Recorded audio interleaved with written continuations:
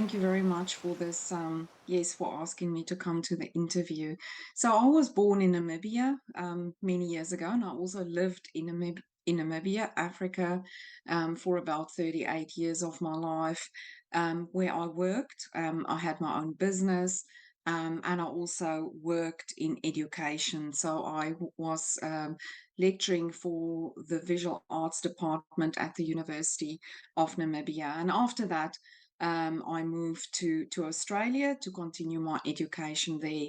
Um, Afterwards, I've also worked in Indigenous art centres in Australia, and I've also worked then in Lapland as a researcher.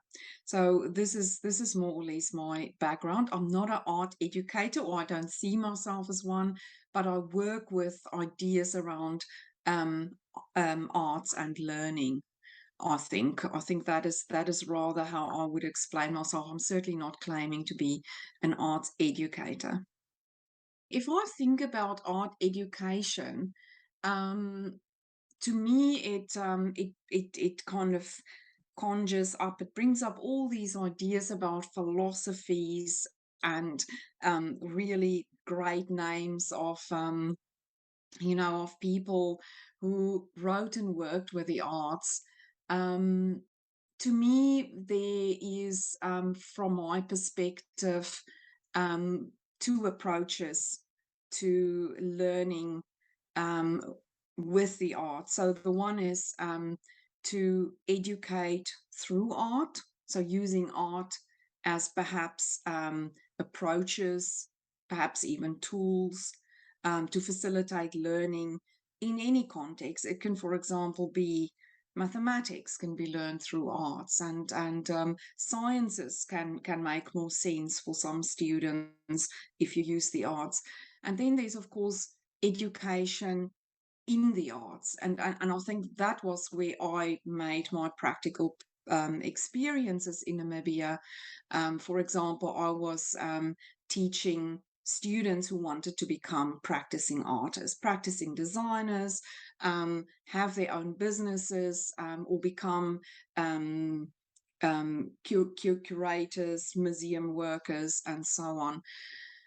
So my perspective on art education in Namibia is that it's probably, in my opinion, an area that has been really neglected. The arts really have been phased out in many of the African school contexts, not the African, the Namibian school context. Sorry, I have to correct myself there. And unfortunately, I think um, it is just simply a neglected area. Um, a little bit has been happening. For example, at the University of Namibia, I have, for example, um, educated in a kind of a formal, structured learning, teachers that worked, for example, with some levels of creativity, whether it was kind of dressmaking and fashion and so on. So that was at least some form of creativity. As far as art education goes, in Namibia, and my experience is that there can be so much more done. There can be so much more integration of the arts into education. Um, I think Namibian people are intrinsically, essentially creative. They are makers. They have really strong maker cultures in Namibia. Um, uh, Creativity is handed down from generation to generation. There's learning in mothers' laps that happen. There's, from a very early age, learning from a grandmother. There's learning from a mother how to weave a basket. There's learning from a father how to carve beautiful objects. Um, and even to build houses and to make storage for food, which the men do, for example. And it's part of daily life. It's part of the daily life. Creativity is part of daily life, and I feel this removal of creativity from the education system is a hangover um, from apartheid and colonization. How on earth could we have removed education from creativity? I really don't understand. But there is a lot done. I think there is a broad awareness of the lack of education in the arts in our in Namibia. And there's a lot done at the College of the Arts, for example, in Windhoek. There's a lot done at the University of Namibia. Um, Students, postgraduate students, and also postgraduate courses are now introduced in these areas. And then, of course, there are undergraduate courses offered at the institutions I mentioned. Um, so, the picture isn't totally negative, and but I think there's a lot that needs to be done to integrate the arts much better into educational systems, to have whole people educated coming through a school system, where they are whole people. It's not only about mathematics and science, but it's actually about life, learning about life, in schools. I think that's very important.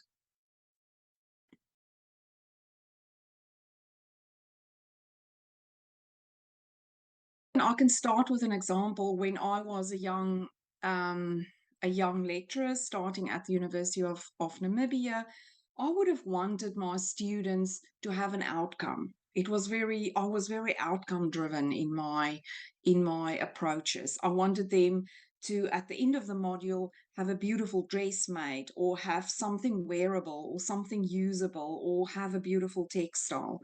So I was very outcome driven in my courses.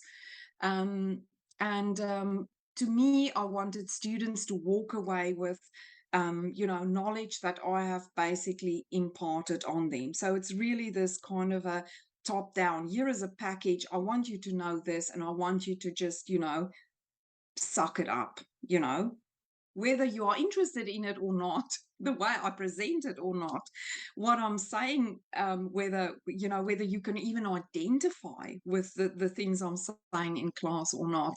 I want you to have this package. So very, very top down.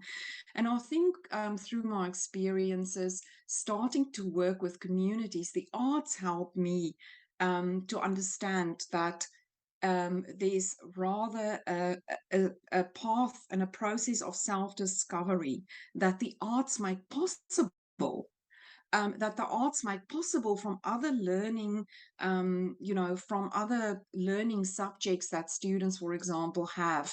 So this path of self-discovery, that you can rather guide students, have patience, have each student have their own pace of learning, and supporting them through their own pace of learning, supporting them through their own vision, supporting them through their paths of discovery. This is what I then had to return to. And I had to do a lot of self-reflection, working with women, adults in communities who have children, they have lives. I can't come in and expect learning and an outcome, because the learning happens irrespective of life happening next to that process. And life happening with the artistic process enriches the art, but the art also enriches that life. Um, and this is where the power of narrative and the power of stories help to bring it all together, to make those connections between life, creativity, and how they work together.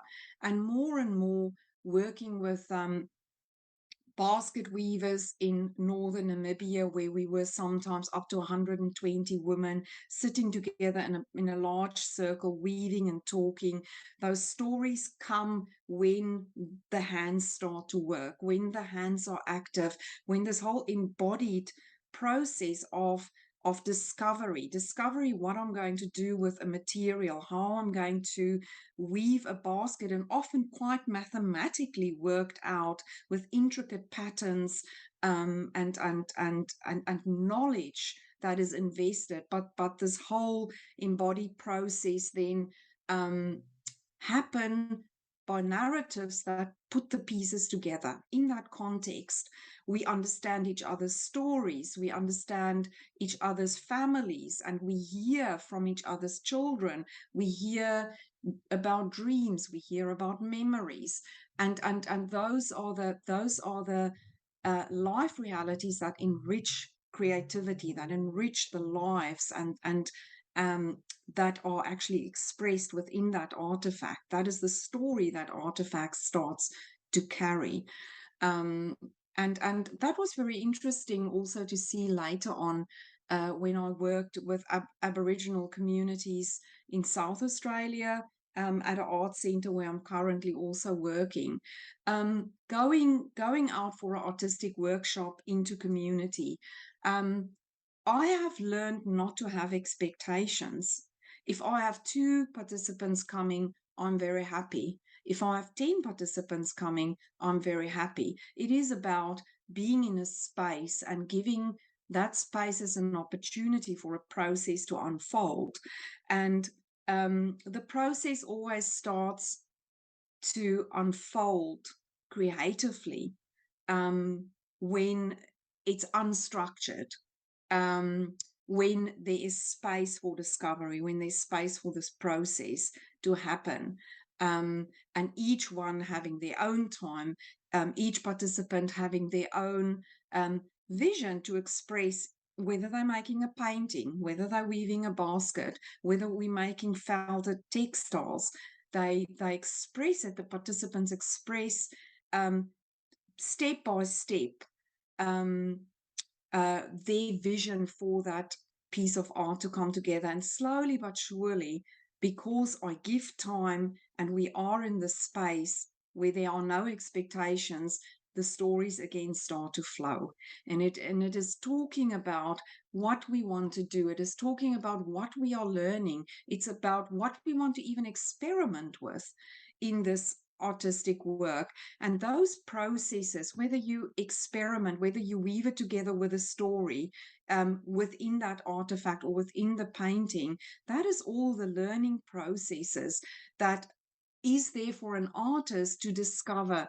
You discover your medium, they discover, how putting layers in a painting can work to enable their vision. It is a learning process, and the stories again help them to make sense of that process.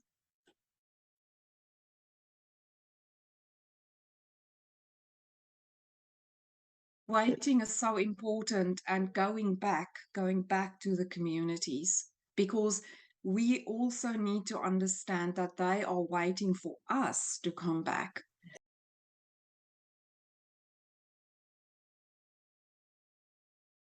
Mhm. And that is also so important. We not as educators, or as those who wish to facilitate processes of learning, we're not the ones waiting. It's actually our participants that also wait for us to come back and to continue these processes.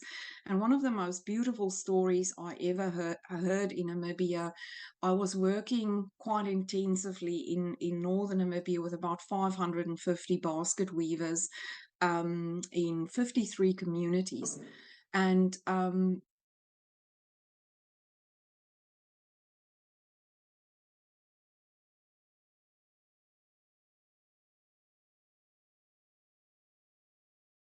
during this time, it was quite intense time. I visited regularly over a period of 2 years, and then there was a break, and then all of a sudden I came back 2 years later, and I did some field studies, and I went back to some of the communities, and a lot of the communities have been saying to me, "We've been waiting for you.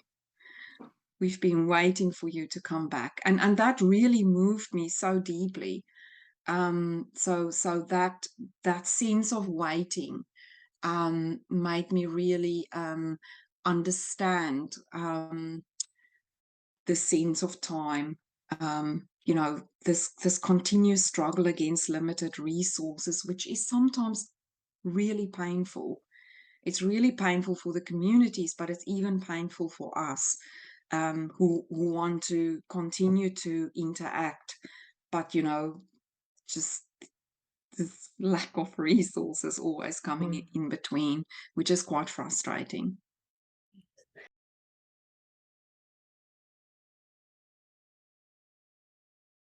More and more, I understand how important that is for the artistic process, to unfold, is simply to be there.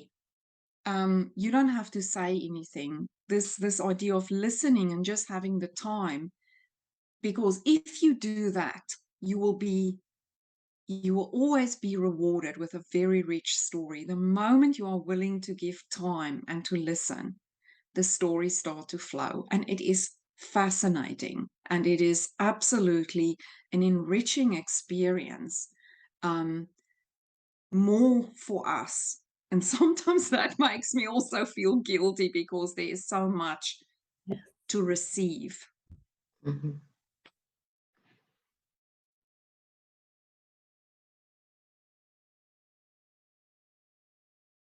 This time dimension is something that I have to learn, and now I'm learning it because at the art center where I'm working currently, I'm continuously reminded, taking it slow. It doesn't, like, there needs to be the space, there needs to be time, there needs to be time for the processes.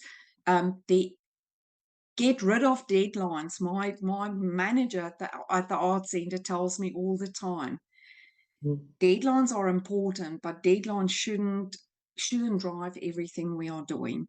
And it's something I have to learn. I have to unlearn that constant drive for timelines and deadlines, and I really have to get rid of it because it just doesn't work, in every context.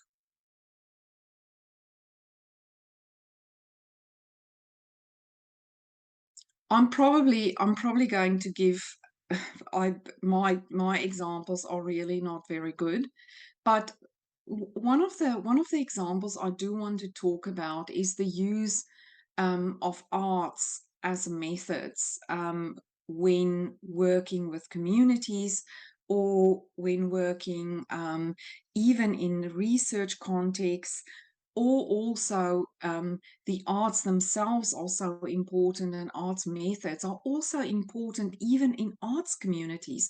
So what I'm seeing is that in arts communities, artists themselves are so hungry to all the time, receive new knowledge about new materials, new practices. They don't. You kind of think, oh no, in a if I have an artistic workshop, um, I work with artists. They know what art they want to do, but that is not so.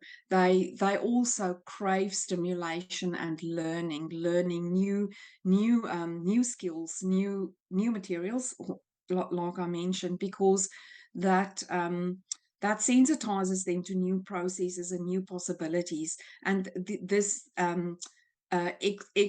experimental phases in their practice is really important for them to grow as artists. So arts-based methods, we have used so many different methods, but we usually overlap them with some form of narrative practice. Storytelling, straightforward, but it can also be creative writing. It can be poetry. It can be even performance through which you can tell your story. So these two are, so beautifully going hand in hand, to help, the learners, the artists, the communities, whoever you are working with, even students, to make sense of their processes. It was a very new practice when I started as an art educator, that at the end of a term, a student needed to present their work. Back then, we didn't even refer to it as storytelling. It was simply, you present your work. And I think it was presented in such a kind of top-down approach, and it was so scary for a lot of the students. But really, what it was storytelling, making sense of it, putting the pieces together so that you yourself, as the creator, make sense of it, but that you can also verbalize the process to others, and that you can actually explain how much went into the creativity that you have produced, and more importantly, what went into that process, because the processes are most important in phases of learning. So in art education, I think whatever examples or whatever good practices we have, um, think about the journey, think about in between, not so much of the outcome. I'm not at all trying to think of the outcome whilst in a process. I kind of even treat that sometimes a little bit like, okay, once the process is finished, then let's worry about what the outcome can be and how we can actually curate that together in something holistic or different, um, or whatever, as a community, and do it together. But I think a focus on the process is so important, and arts methods, um, they are so important. Reading about them, looking at different examples, how you can use arts methods um, to, for example, even if you need to resolve difficult circumstances in a community, you know, these methods really can help to generate conversation, to generate dialogue, and to kind of express perhaps even those emotions that a lot are not familiar with. Like they struggle um, with emotions perhaps, and with thoughts that they haven't really reflected on, and arts-based methods can then help those processes, and arts-based methods can make the learning happen. So just a few examples of arts-based methods. Usually how we go about with these, we usually make, for example, like a probing kit. With a probing kit, we usually mean putting tools and materials and just stuff together that participants or students can make from. And these probing kits then usually can have whatever they have. If we want to work with postcards, the postcards will be there with a lot of other tools and materials that then can be used to make these postcards. Um, that's maybe not the best example, but yes, so that is a best practice that I can really highlight, that have brought us lots of joy, and the communities we work with also lots of joy.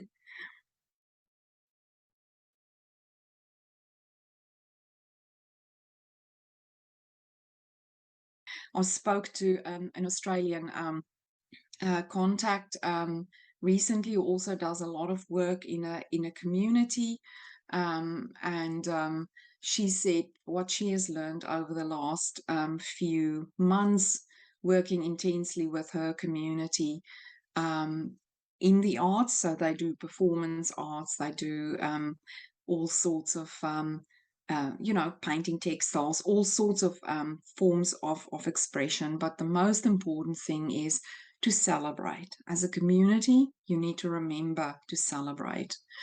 Um, there comes a time when there's time for making, and there's time for planning, and there's time for the stories to be told, etc., etc. But there should be time for the celebration. And really, if you think about it, have we not done that? I mean, you know, we have Thanksgiving. Thanksgiving is a celebration of coming through something difficult or hard work or whatever.